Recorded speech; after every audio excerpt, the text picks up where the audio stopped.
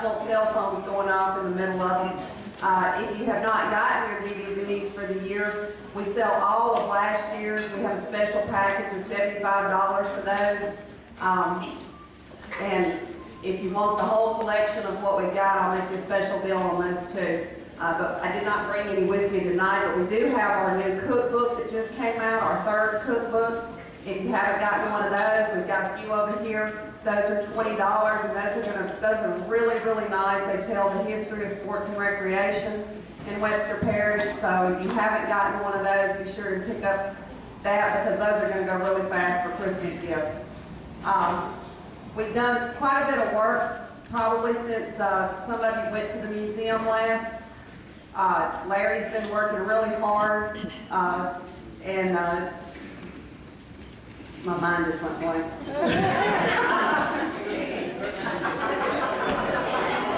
I was on vacation last week.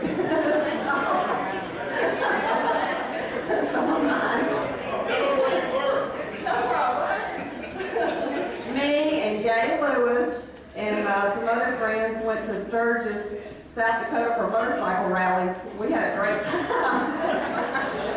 And if you happen to pick up the new 2010 Harley Davidson brochure, I made it. I'm on there. But we had a good time.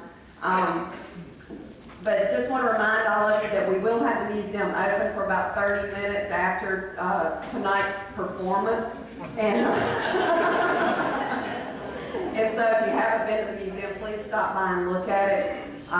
And that'll kind of go over all the financial aspects of the museum and how much it costs and how much we've spent lately and how much more we need to spend and how much more I need to raise. So, anything else? But, I just want to thank all of you. And before we go tonight, we'll if you want to get another ticket for Carleton, we'll do that, and we'll have some. Enjoyed many of the other books. Now, as to our program this evening, I know for quite a while that we were going to have Carleton Prothro as our speaker, and I had a whole lot to do with Carleton through the years. Carleton said that he was definitely not going to have any rebuttal after his talk this evening. So I thought, well, he's not going to have a rebuttal. I was already up here and I can have a free button.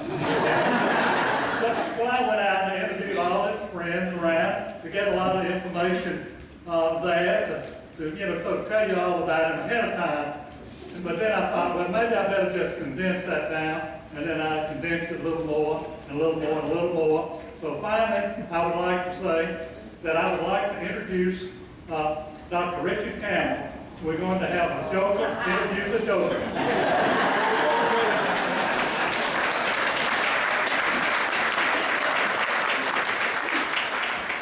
Like our October speaker, you'd be lucky if 10 people show up. Actually, Shelley stole a little bit of my thunder because I'm going to have a contest also following his talk. It'll be for who can best duplicate his laugh. Who can best do it. And the first prize will also be dining out with our speaker. And second prize, you'll have to go out with him twice. This introduction here is a lot like introducing Gandhi or Churchill or Patton or something like that. How do you do such a thing?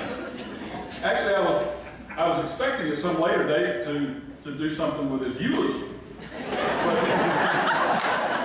But as many of you know, he's turned over a few new leaves and he's out jogging. He's going to the rec center. He's changed his diet. He's running marathons and whatnot. He's going to have to get a whole younger cadre to take care of his eulogy in this case. But anyhow, our speaker tonight is descended from a prominent pioneer cattle family. I don't know whether prominent or pioneer, but it just sounded good. I just started saying it. He attended Burke High School. He was a yellow jacket.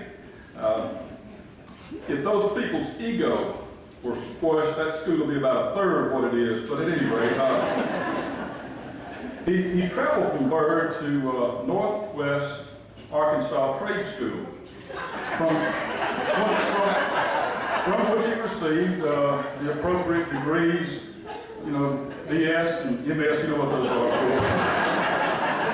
And plus a zillion. You know, that's whatever, plus 30 in a zillion. He's received a lot of ribbing and given a lot of ribbing, being as high as an Arkansas Razorback. In the 50s, he came to go Webster Parish in the Minden High School. How many hands in here actually received, or was in his class? I don't see receiving it. I just want to see hands of all the people that, come on, put them up. You know you're there. Let me see them. Let me see them. Look around here. This is a good group. This is a good group. Civics, American government, world geography. He taught them all. Oh, did I mention he picked up a lovely wife along the way, the lovely Lois from Haynesville.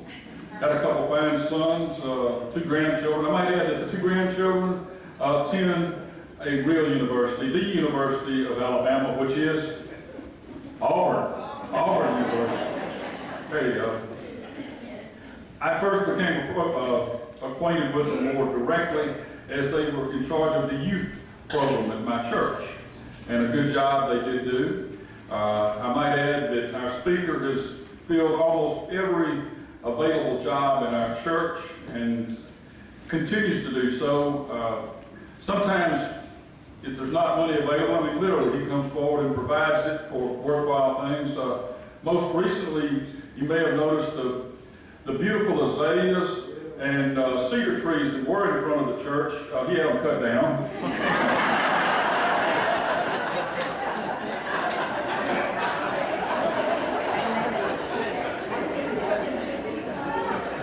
You don't see him deny that, do you? Did I mention his military career? He rose to full bull, you know. I was full of bull the whole time. No, an E6, a full colonel, that's what I mean. Seriously. He was in Army fixed-wing aviation. Most of you knew that.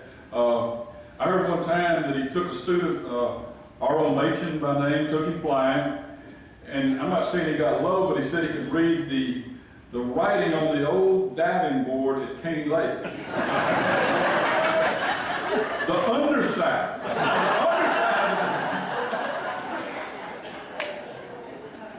He's belonged to or led most of the appropriate civic organizations here in Minden, and he currently holds the second most important job in the Minden Lions Club, that being the lion tamer. And the first most important. Anyhow, many ways I admire this gentleman. Even though he's out of the education business per se, he continues on a regular basis to work toward continuing education with some other retired school executives, primarily an enjira to a math symposium on a very regular basis to improve their skills and keep them in shape.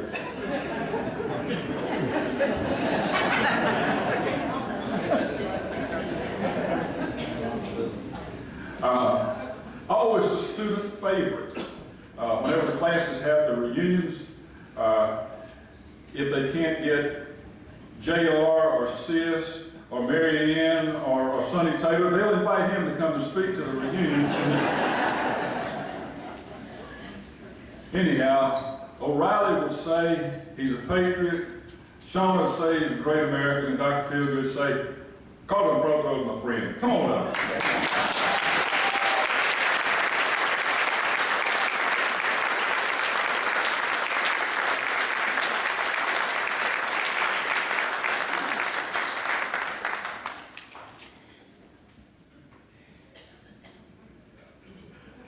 I was going to wear my jacket, but I'm more nervous than I thought I was going to be.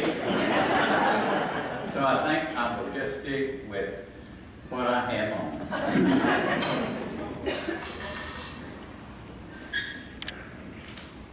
I want to say first that I appreciate all of you coming here.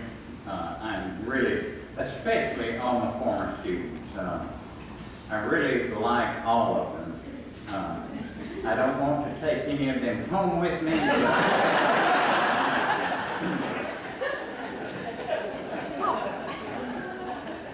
I also want to tell all of the parents here, parents of students that I taught, that what they did was wrong. It was mischievous. It was out of the ordinary. But I taught in a different time, and it was never malicious, it was never hateful, and it was never costly. It was extremely irritating.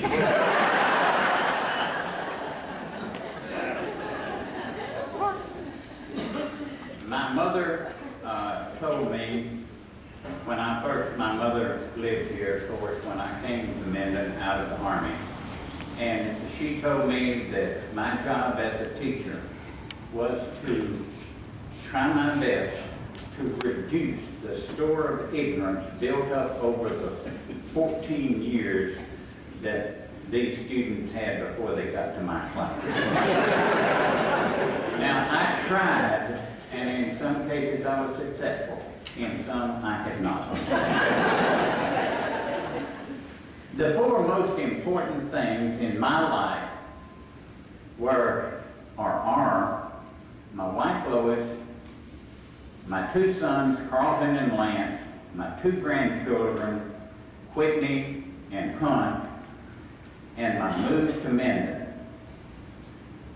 In 1958, my sister, or in 1957, really, my sister called me, it may have been 58, my sister Emily Van Horn called and said, there is a possible job at Minden High School. Lois and I were stationed at the time. I was stationed there, Lois was my wife, at Fort Lawson Army Airfield, Fort Benning, Georgia. And I scheduled a flight and flew to Minden and interviewed with Mr. R.O. Mason and was hired. I came to Minden and I have never looked back.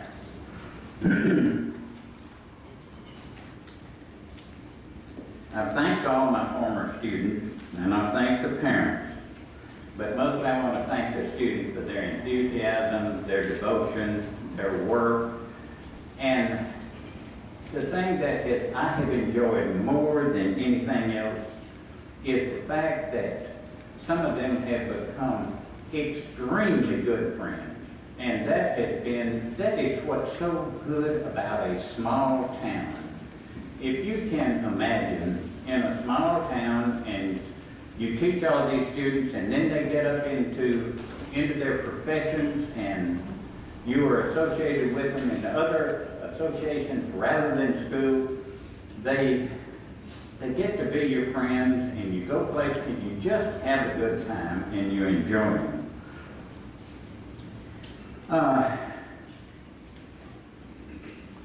I want you to know right now that my dentist is a former student. My lawyer is a former student.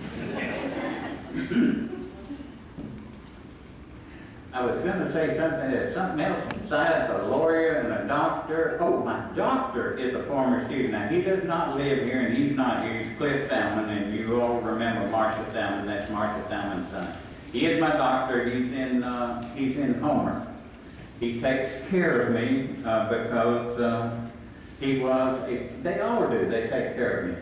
The only bad thing is that, remember, nearly all of a lot of the deputies and a lot of the police are former students. You really have to walk a chalk line.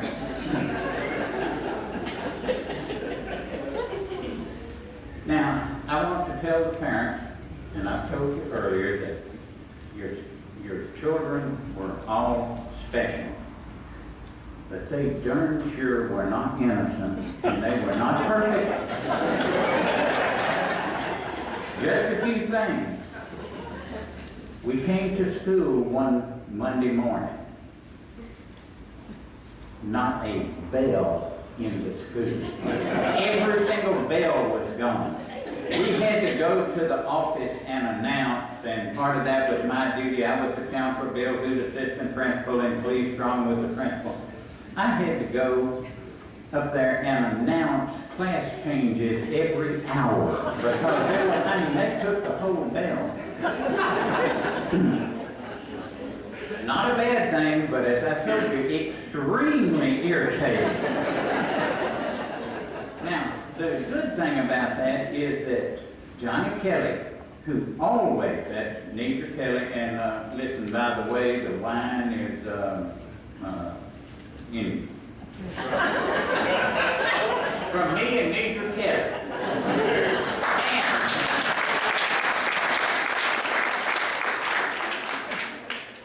And if you happen to, in months, if you don't like what we provided and you want to provide something else, you are welcome to provide it next session.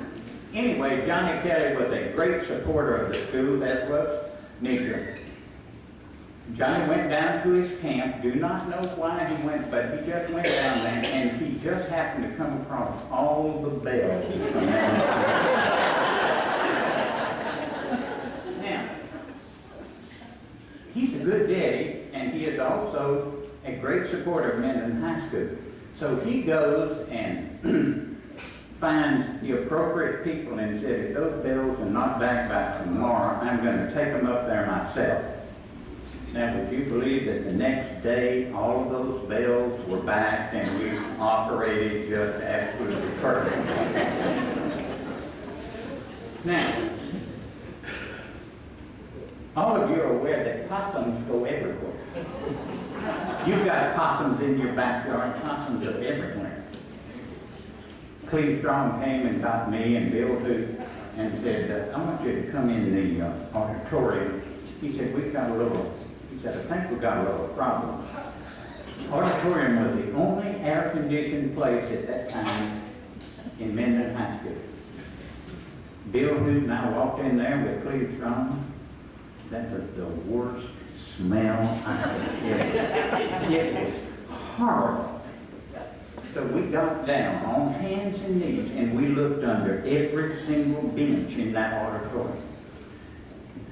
I began to get worried because the smell was so bad. When we went back to the, up onto the stage and got back into the back of the auditorium, opening doors and everything, I thought, oh my God, I hope we don't find a dead student in here.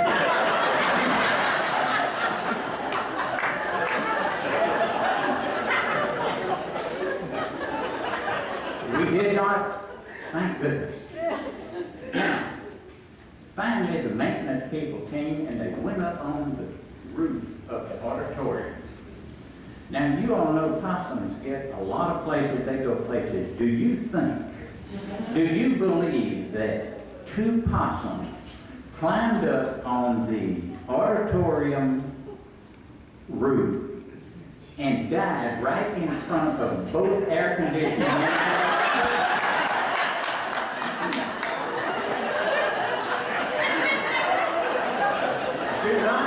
Do not know to this day who did that.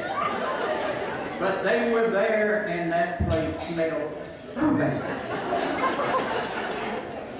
Then you have the student, who goes through 4 years of Minden High School. Absolutely great student. You know, has never been in any trouble. None at all. Makes good grades. It's just one you want to hold up to everyone, you know. But he decides he has been in Minden High School for 4 years and he's never done anything wrong. And so he has looked around and the one thing that the students love to do was slam Mrs. Foray's door. When they slammed Mrs. Foray, who was the chemistry teacher, when they slammed her door, she came unglued. So everybody that went, well, all of the thugs and bad guys, you know, and such would go by at least one time and slam the door. Well, William Watson decided he was going to slam Miss Foray's door. I was on duty and I happened to be coming, I was right at the top of the stairs just outside Miss 4H door when Watson slammed the door. That's not too bad. Only thing was Miss 4H's hand with it.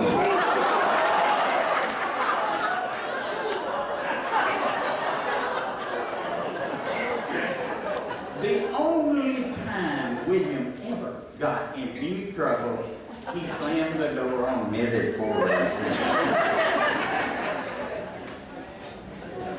When I began teaching, of course I came, it was in, my first year was 58, 59, I started teaching civics. And I was teaching civics, and I taught English, and I taught world geography, and I taught economics. And when I decided to teach civics, well rather along the way I decided in civics there's one thing you had to remember.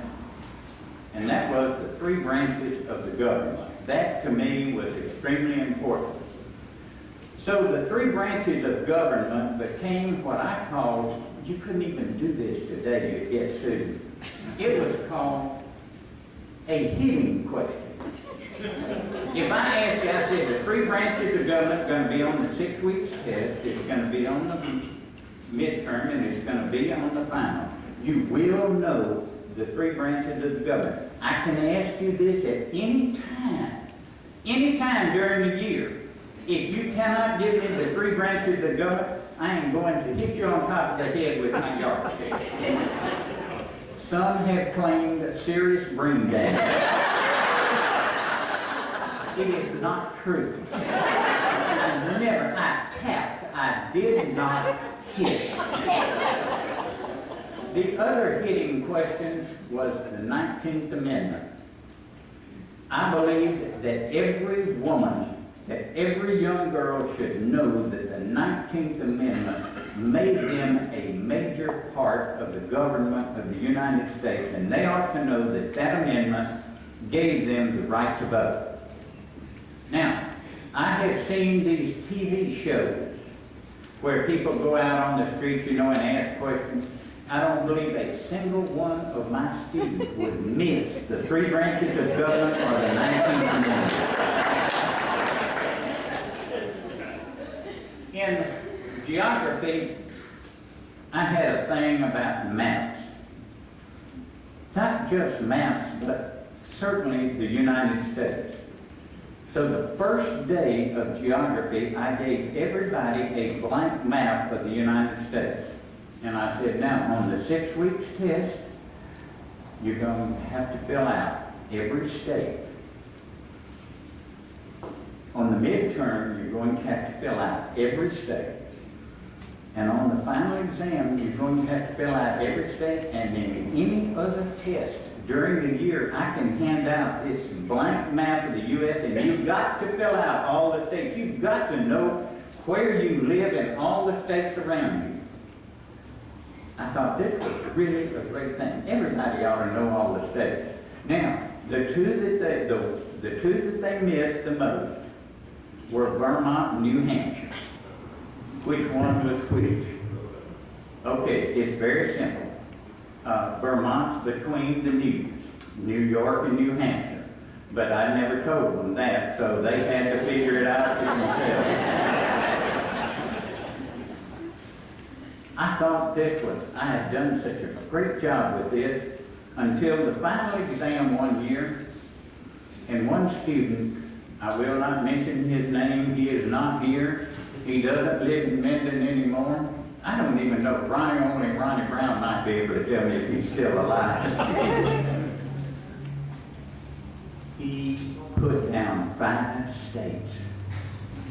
Only 5. And I'm telling you, 50 states gave you 50 points, and then there was another 50 points on the test.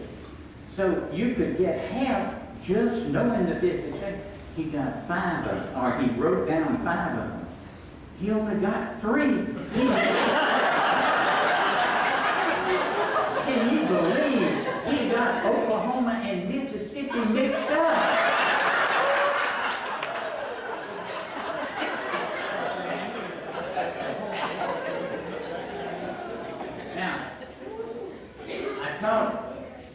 I taught economics seniors are different.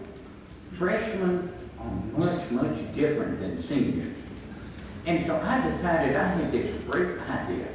I was going to get the Wall Street Journal, and I was going to allow my students, I was going to give them an imaginary $10,000. And they could, unlike us, they could buy low and sell high. Well, they went along, things went along great, you know, they kept a record of it, and I kept a record of it, and everything going along, and then pretty soon, all of a sudden, one or two of the students got to making just tremendous amounts. I mean, they were making just tons of money. And so then pretty soon, of course, like, you know, students don't cheat. No, students have never cheated. They just share. And so they shared this information with others, and all of a sudden, all of the students were making tons of money. And so I said, you know, what's going on here? And they said, well, we're buying Syntex Corporation. And said, we buy it on Friday, and it's very low, and we, you know, we sell it on Monday, and it's very high, and, you know, vice versa, that it really varies. And I said, oh, well, how nice. They said, Mr. Prothro said, what is Syntex Corporation? I said, I have no idea. I said, but I tell you what, I'll write the Wall Street Journal and see about it.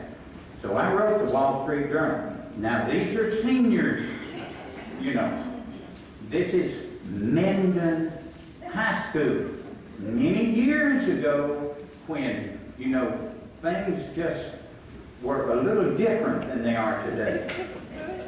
I got the letter back from Wall Street Journal, and it said, Dear Mr. Prothro, your class has, seemingly has a very interesting project going.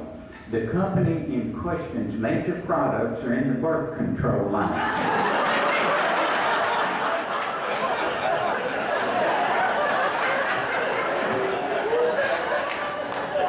They made the pill, and this was in the 60s, you know, when it first came out.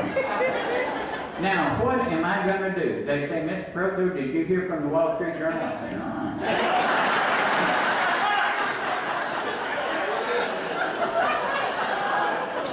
say, you know, a week or two, they say, Mr. Prothro, is the Wall Street Journal reading you yet? One of them said, Mr. Prothro, I can't believe the Wall Street Journal didn't write you back. I said, I can't believe they did either. I just don't understand it. And I thought about it, and I kept that letter for a long time. And I said, what am I going to do? Finally, on the last day of school, I put it on my board.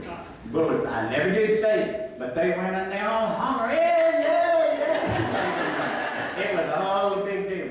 But today, you know, you just come out and tell them. At that time, things were a little different.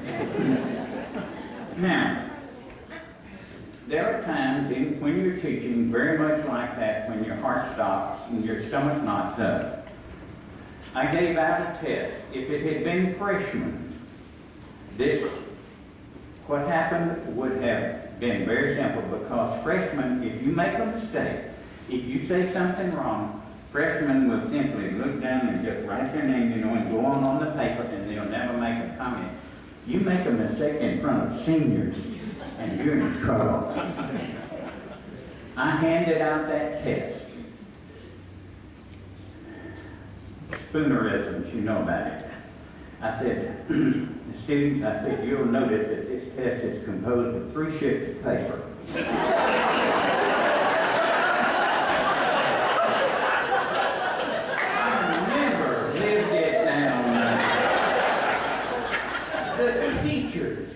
The teachers said, what kind of test are you giving him now? I came back and there was toilet tissue on my desk. I just, you know, and the thing, you can't go back with freshmen. They would have never said one. Now, it was in the economics class that one of my students which I'm going to name very shortly. I had a real problem with Dwayne Rice. Dwayne always wanted to take the podium and expound his views on the government and economics of the United States.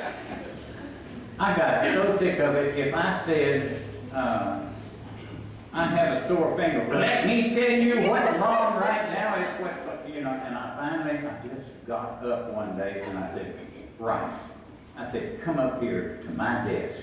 You've got the desk. You take the rest of the hour. You finish everything you want to say. I'll sit out there, and when you're finished, I don't want to ever hear you say another thing for the rest of the semester. I got up, and I went and sat down in the class, and Dwayne Rice came up and got behind my desk. I made one serious error. I sat down next to Pat Culverhouse.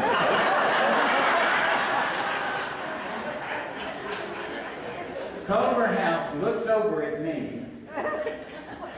He turns around and he looks at the class and he says, hey, look at the new little fat kid.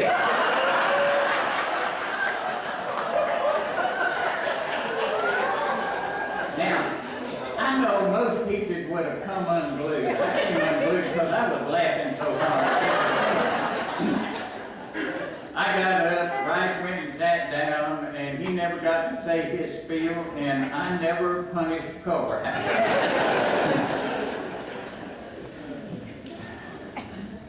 But that's not all about Culverhouse.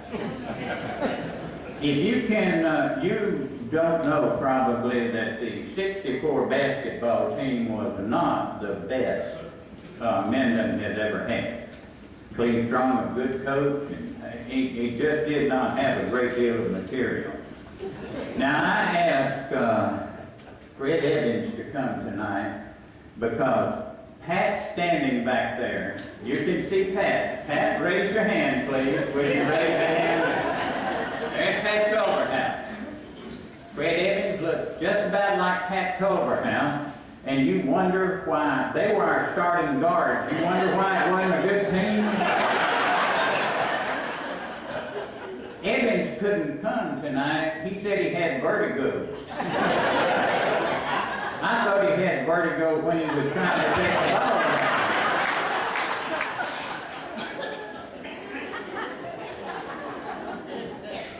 Some of the fun times, not that those weren't fun times. I mean, if you can imagine having a class with Richard Campbell and Harmon Drew in the same class. I'll cover that a little bit later. But Lois and I were chaperoning a youth group down to New Orleans, and Harmon Drew was one of them, and Harmon Drew was thinking about forming a band.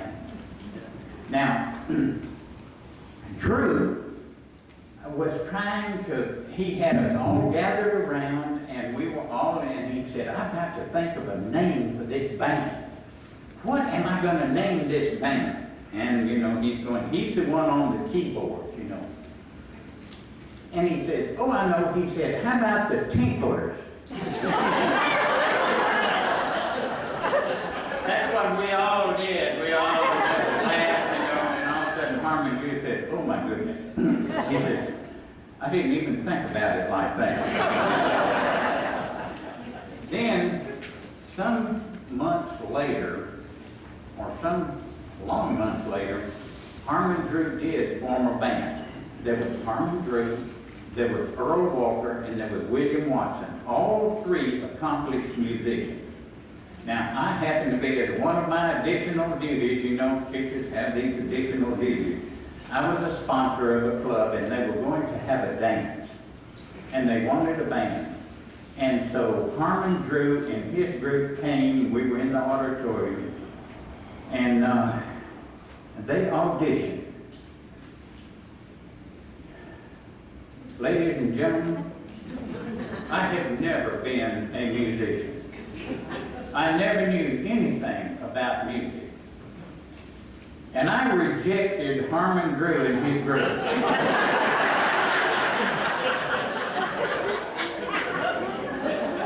Every time I go anywhere that the super group is playing, and that group sees me in the audience, or somebody tells him, Prothro's in the back. He said, everybody that I want you to look back there, said, Prothro, stand up. Stand up, meatball. Meatball. And I stand up and he said, this is the man who almost destroyed my career.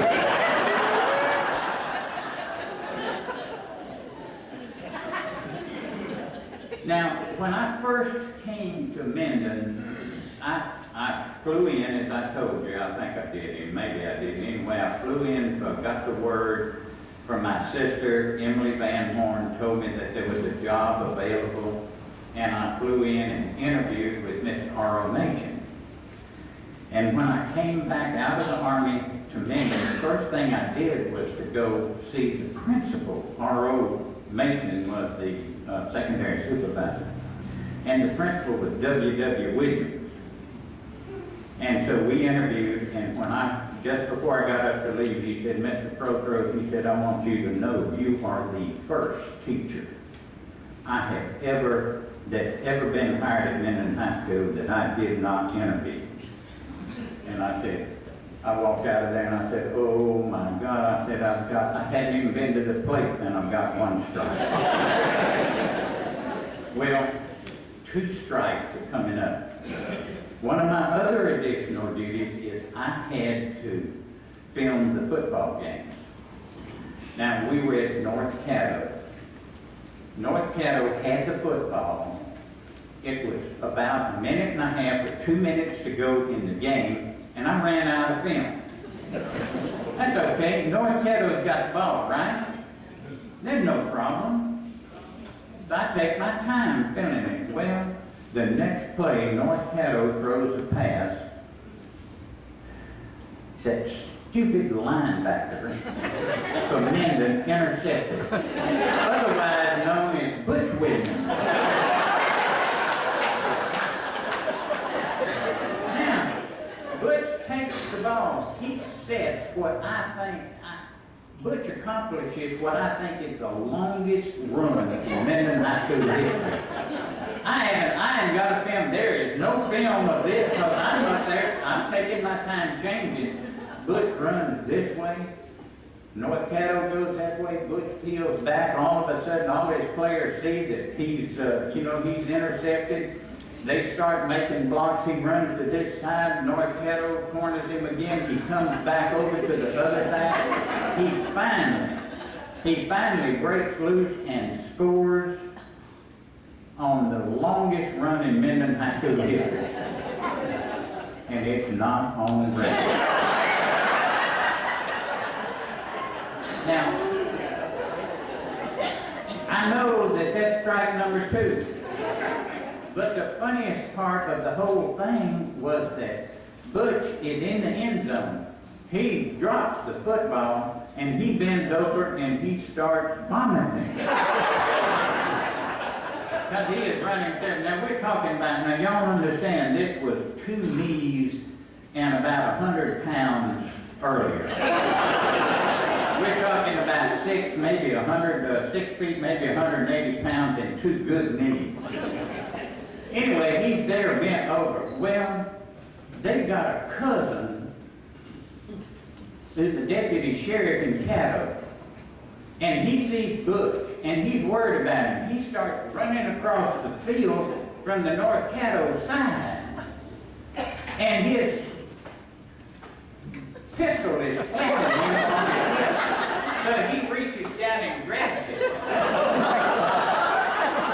Most of the people in Minden say, my God, he's going to shoot Butch.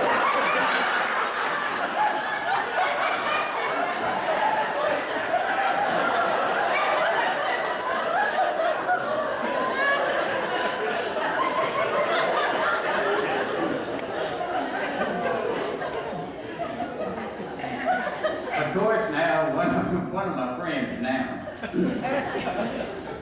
is Ronnie Brown, who was one of my real problems in college. I had Brown after lunch. Pacific. Can you imagine his attention span? After lunch in civics, you know, if most of you who remember, there was a chalkboard on one side, on the, you know, the behind the desk, and then there were two chalkboards in every room. And Brown sat right in this bar desk, this wall, and he'd put that arm in that tray. Like this. Now, do you figure out how long he listened to me teach civics? So, I said, Brown's not going to get away with that. So I would take little pieces of chalk that I had, and I would throw them in him. He would, of course, turn around and cuss Fred Haynes. Fred Haynes was the one who had thrown the chalk at him. When that didn't work, I would take, and now, all you ladies understand, men don't dust their erasers in classes. They just get cloud, you know, chalkier and chalkier. And I would take the chalk and the eraser, and I would slide it down that thing, and it would hit Brown right on the elbow, and just this big spike. Now, if Brown dies from white lung disease, it's my fault.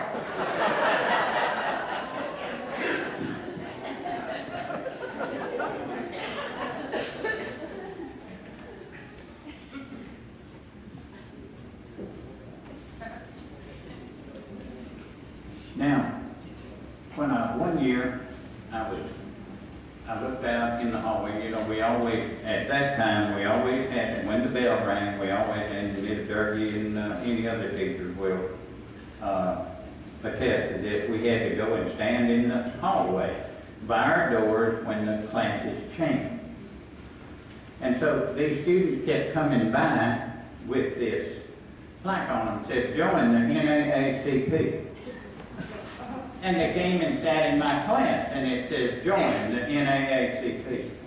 And I finally, I asked one of them, I said, what is this, join the NAACP? And they said, oh, Mr. Prothro, that's the National Association for the Advancement of Carleton Prothro. Now, I would like to tell all of you that organization is still in existence. The membership fee is $10, and if any of you want to join afterwards, I would be more than happy to take your money. I know that you have all heard the term, keeping up with the Joneses. Well, I'll tell you, at Minden High School, keeping up with the Hollies and the Kellys was something no one could do. If you knew Joe Holly, Jerry Holly, and Tommy Kelly and their friends, if it was a pretty day and the fish were biting, there ain't no way they're going to be in class. I don't know how they're going to, I know that some of you are quail hunters. Keeping up with them is like trying to shoot a covey of quail, and, and we're gone. Good kids, but whew, they were a problem keeping up with them. Now, we had one student who, one of my former students now, he is the owner and operator of the Grove. He would not come tonight. He refused to come tonight. There are several others who refused to come, but Raymond Bell would not come tonight because the story is one of my favorites. Senior Day. I know you all remember Senior Day.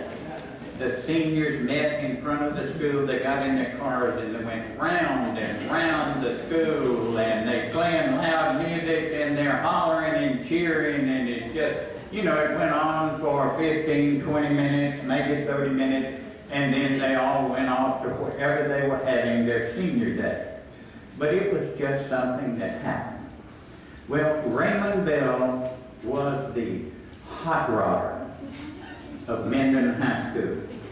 He had the coolest car. He had the most powerful car. He had the fastest car, probably. And he comes up, I cannot remember, somebody may have to help me, you remember the street that goes straight down from the side of Mendon High School. Miss Forey used to live in that apartment right there. What was that street? Okay. He comes up that and he turns and he stops. And he is right there, and all of the students, and we didn't worry, on senior day, we let the students stand and watch all this going on. And he gets up in front of right there, and he goes, vroom, vroom, vroom, vroom. He winds that car up so fast, he pops that clutch, and the entire differential falls.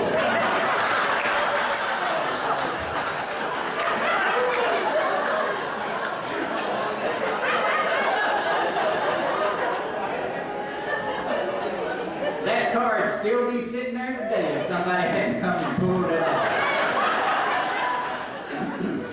Still always one of my favorite stories. Now his wife will come, but he won't keep it.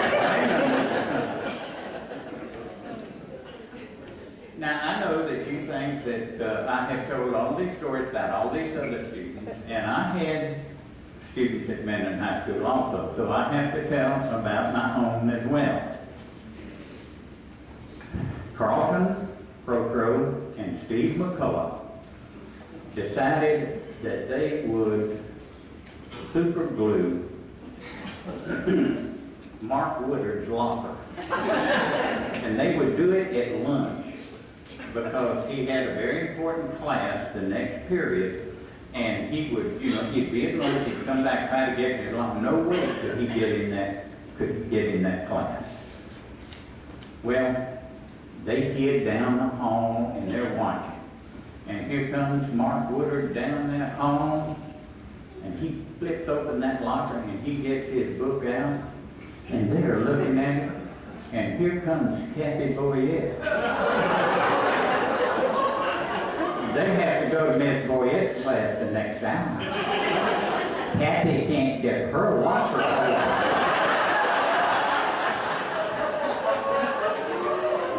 My son and Steve McCullough have super glued the wrong locker.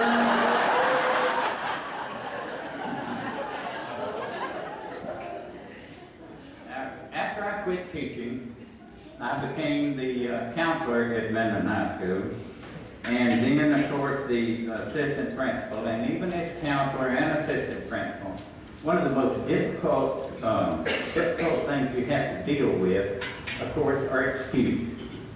There are excused absences, excused admits, unexcused. And there's now some people say this is an absolute line, excused, unexcused. There is a gray area in there, a really big gray area in there. One of those was Kip Morad. I never gave Kip Morad an unexcused admit late to class in the morning. Kip Morad drove the car. Kalani, Kathy, Renee, Kim. Do you think there is any way any boy with 4 sisters can get to school on time? No way. They may have gotten unexcused, but Kip never got unexcused. There are times when you just have to make a decision when it comes in. And this one kid came in one day and said, Mr. Prothro, I'm sure I'm sorry I'm late. He's about an hour late to school. He said, I had to take my dog to the vet. He got a lucky 13 caught in his mouth. Now, y'all, I know what a lucky 13 is. Most of you men out there who fish know what a lucky 13 is. He didn't say his dog got a hook in his mouth. He said he had a lucky 13 caught in his mouth. I knew what it was. Treble hooks, 3 treble hooks. That boy got an excuse that.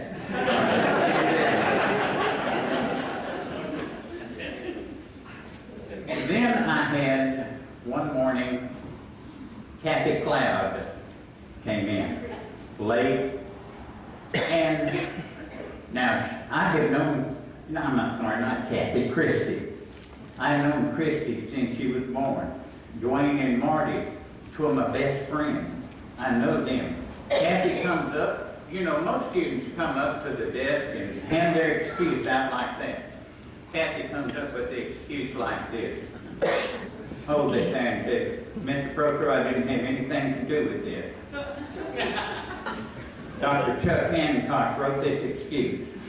I didn't tell him what to write, he wrote it.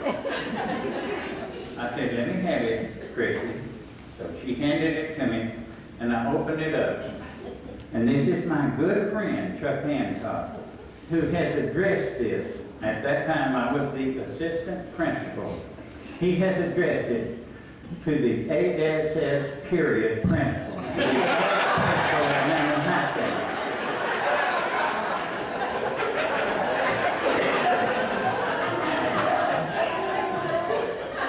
I've never lived that one down either. They never called me that to my face, but I know that they went around, especially when I did something they didn't like, and that I was referred to in that way many times.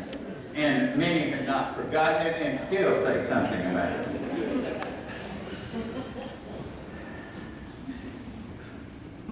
Two of the best excuses that I ever received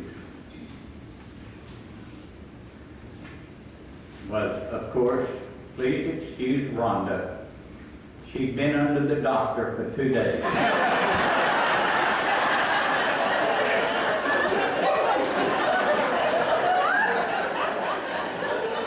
I know that most of you don't think that I really have these.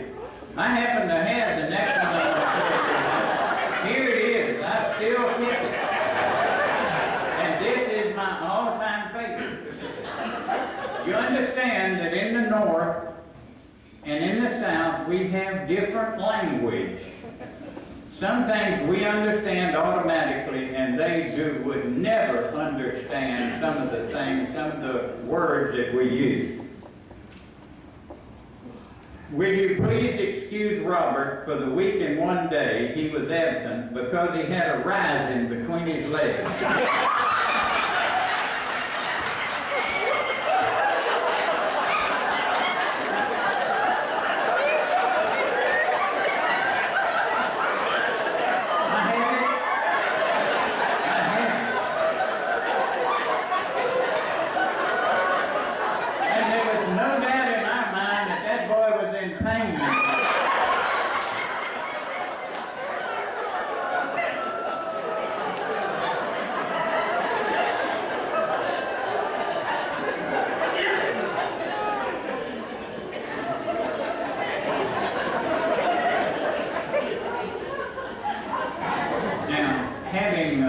Having Drew and Campbell in the same class was something else. Again, if you can imagine, both of them extremely smart. Both of them want to volunteer for any question, anytime.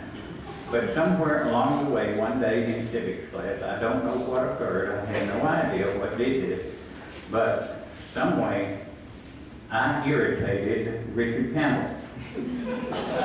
And he decided that he would just simply he would not volunteer again. He would not, and he was always, hand always up. Harmon Drew, hand always up. Always great participator. Campbell, and I don't know how I suddenly looked over, other than he's sitting there like that, and you get the idea something's wrong.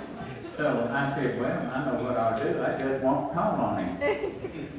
So we went for, I think, maybe 3, 4 weeks, and I never called on him to answer a single question. He just couldn't stand it, and he gave up and started raising his hand again, and I started calling on him. Now, that's not a great story, other than the fact that because of that, I'm going to now talk about payback. As you all know, payback is hell. I went in, but the minute Richard came back, I decided that, you know, he's a former student, he's going to be my dentist, so I started going to Richard. And I went down, I was going to reserve meeting to teach a class, and I scheduled it like at 4:30 to teach checking, cleaning, and everything, you know, and then I would go on to Freeport and teach the Army Reserve class. And so I get in there, he and his assistant are in there, and he takes a look at my x-ray, and he said, Judy, he said, is this Mr. Prothro's x-ray, would you check, please? And so she goes out, and she comes back in, and she said, yes, it's his x-ray. And he brings it down there to me, and he said, look, he said, right here, he said, you see that big white area under that tooth? I said, oh my goodness, I'm going to lose another tooth. He said, oh no, he said, it's worse than that. He said, we got to take that out, we got to go down in there and scrape that bone. And I said, okay, I said, when we're going to do it? I got to go to reserve it. He said, oh no, we're going to do it right now. I said, oh no, wait, I've got to go teach this class. He said, no, he said, this is ameloblastoma. Which is some form of cancer that I don't know about, or something really bad tooth thing, you know. And that's all pretty bad. Except that what really, really still embarrasses me to this day is he said, okay, he said, we're going to do this now. Now, he hasn't given me a shot. He said, open up. Would you believe I opened it up? He comes up with the rustiest pair of teeth and he skirts, and I said, somebody else. Well, that is payback. But as Carl Shaw told Richard Campbell, he had us for 2 years, we've got him for the rest of our lives.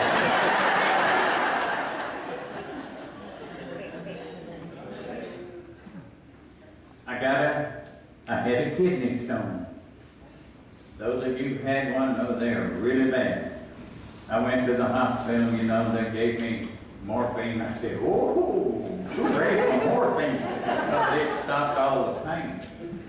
And so I had to stay in there that night, and the next day I'm waiting to get out.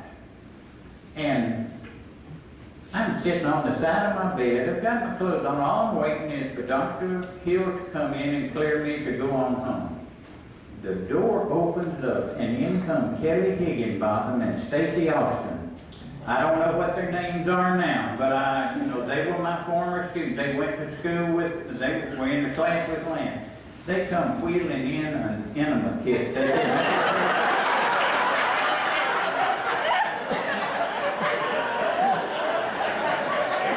It's not right. It's not right.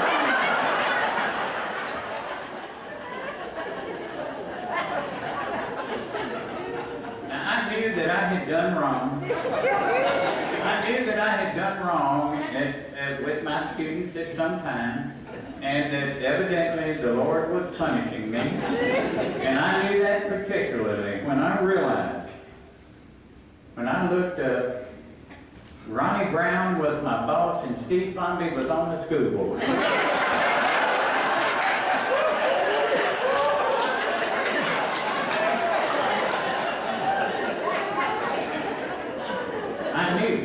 I knew I was getting paid back.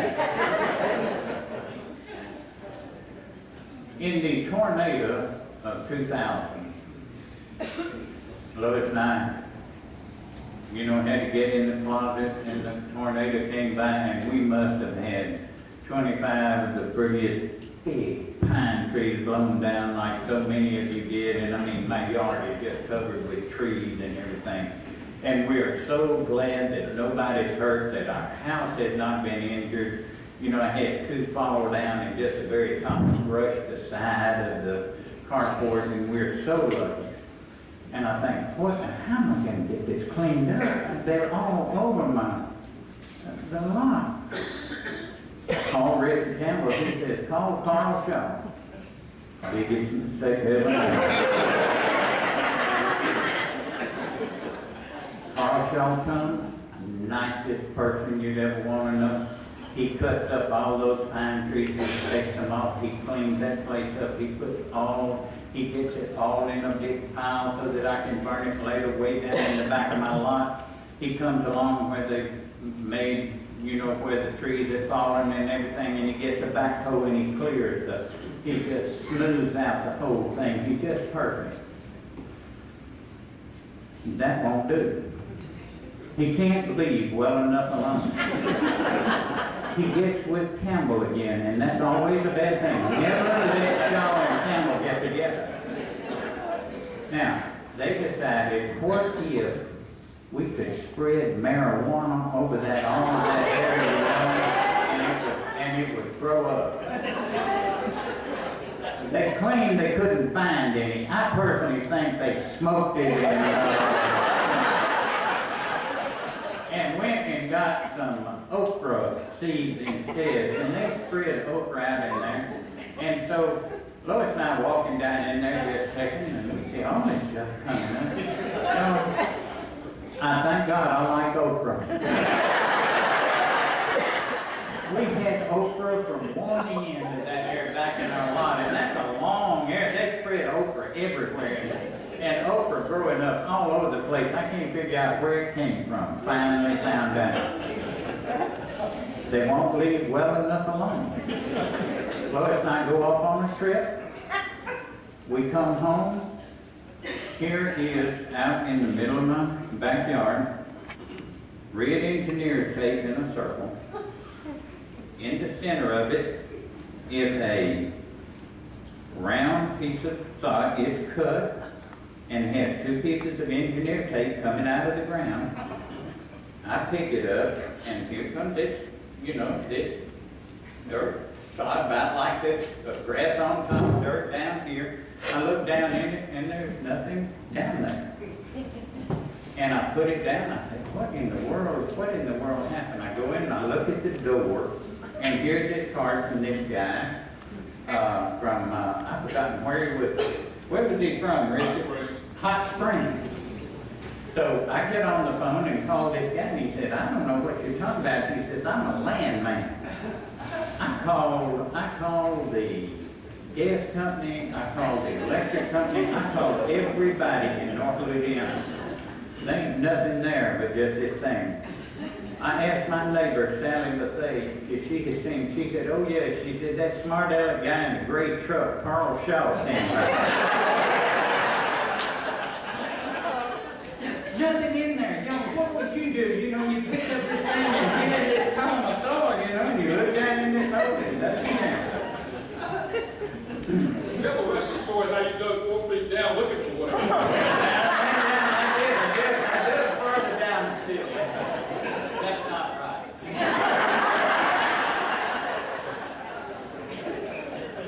Of course, here we sit. My throne. Class of 1966.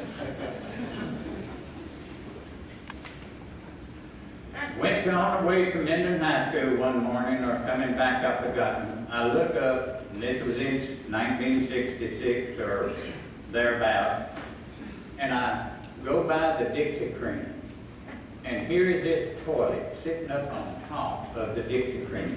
It has a big sign on it that says Prothro's Pot. I had no idea who put it up there. No earthly idea. Didn't find out for years that Bill Wiley and his friends had put it up there. And that was probably one of the best stories that Wiley wrote in the paper, if some of you read it, you know, that he had the pot in his car and he got stopped in the middle of town by the police for some infraction. They had his girlfriend in there and the toilet in there, and he was horrified that they would see that. But of course, being Clarence Wiley's son, they let him slide. And he went on with the pot and put it up on top. And it was 2006 before I knew that. But then Lois went to get the paper in 2006, and she came in and she said, "You need to go outside." I went outside, and there was the pot. Now, the only difference between that one and this one is that the lid was open and it was filled with beer cans, and it said, "We're back."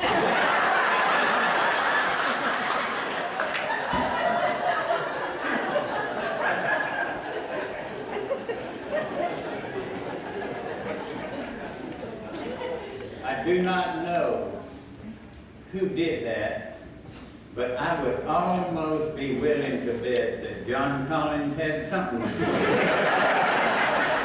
But I would never accuse John Collins. Do not ever get John Collins a chance to get at you. Ooh, he'd do some bad things. So I don't know whether he... But I wish I had.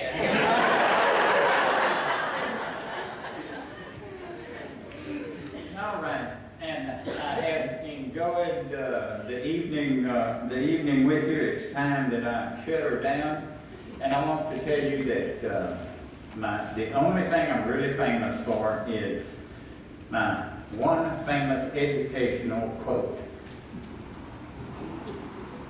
I came in from a really bad day, and I walked into the office, and guys sitting around there right near the end of the day, and they said, "Hey, Pro, how's things going?"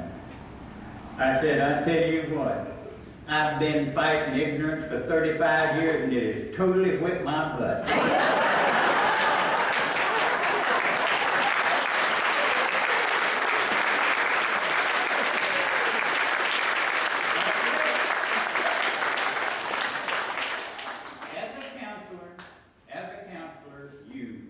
Sometimes hit a home run. You hit the nail on the head. You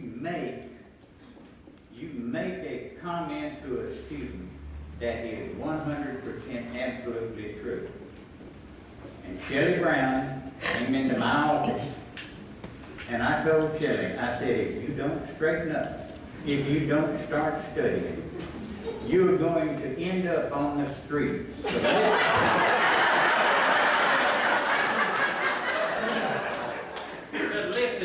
Men in cars. Now, if you want to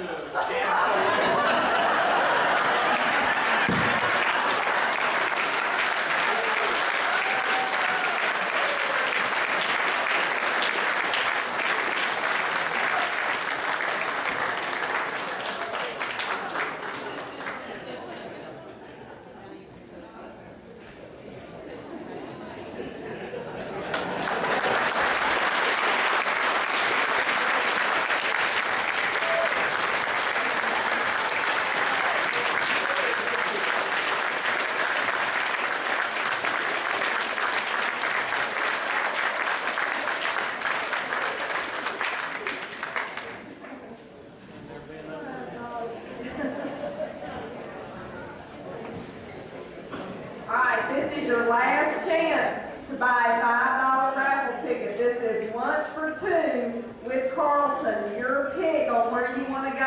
$5. Anybody want one? Shannon, I would like to say that there are some stories I could not tell tonight that I will tell them.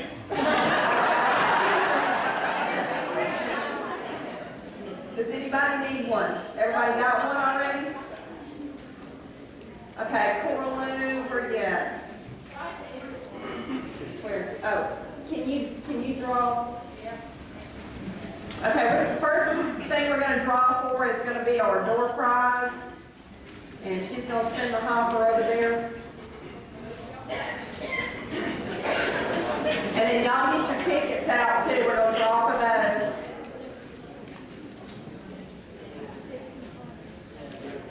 And I think, I don't know where Larry went. Maybe he's already gone. But I just want to remind you that the museum will be open for about 30 minutes, so y'all can go over there. And also want to ask my board members, if you can, we need to move the chairs and put all the chairs and tables up before we go tonight too.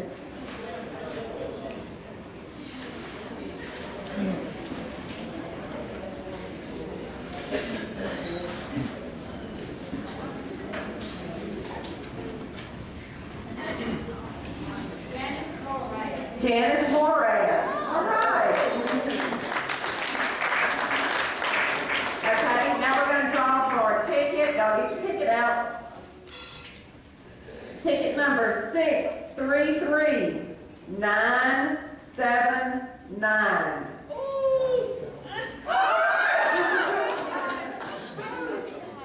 You'll have to get with Carleton and y'all can have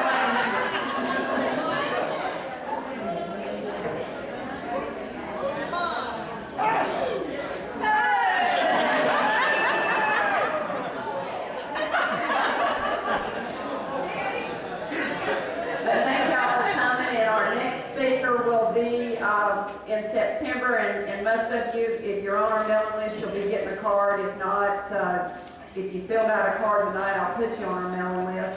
But our next speaker is from Homer, and she'll be speaking about when Carleton Parish and Webster Parish were all one. And then our next speaker and our last speaker for the year will be Mr. Lonnie Simpson, and he'll be speaking in October, and that'll be the history of Cotton Valley.